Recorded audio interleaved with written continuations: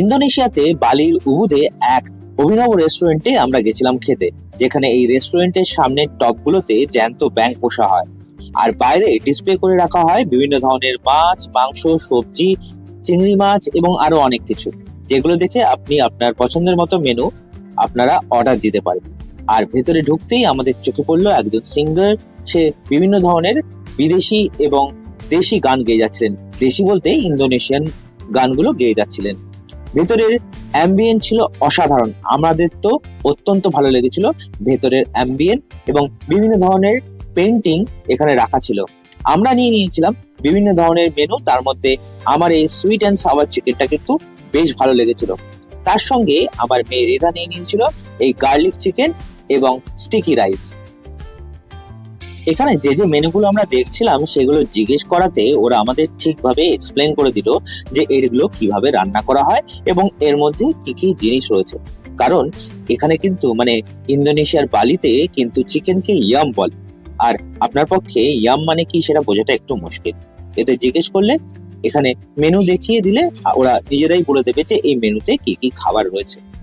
Menu দেখে এবং খাবারের দাম দেখে এই রেস্টুরেন্টটা আমার কাছে অনেকই রিজনেবল লাগলো।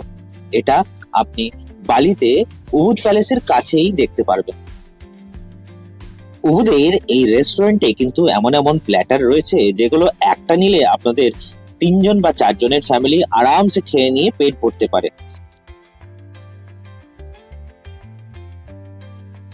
এই দুটো প্ল্যাটার নিয়ে কিন্তু আমাদের 3 জনের পেট ভরে গেছিল। আর এর টেস্ট কি ছিল সেটা আমার মেয়ের এক্সপ্রেশন দেখলেই বুঝতে পারবেন। সারাদিনই সেভাবে আমার কিছুই খাওয়া হয়নি, তাই এই প্লেটারের চিকেনটা দেখেই কিন্তু আমার মন ভরে গেছিল। খাওয়ার জন্য একদম আমি রেডি ছিলাম, আর তাই খাবার দিতেই আমি ঝাঁপিয়ে পড়লাম।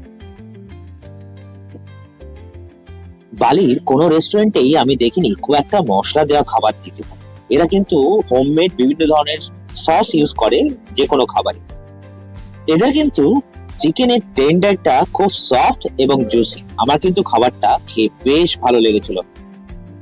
এই ভাতের পরিমাণ কম মনে হলেও এগুলোতে কিন্তু পেট ভরে যায়, কারণ এরা এখানে ভাতের থেকে মাড়টাকে আলাদা করে না।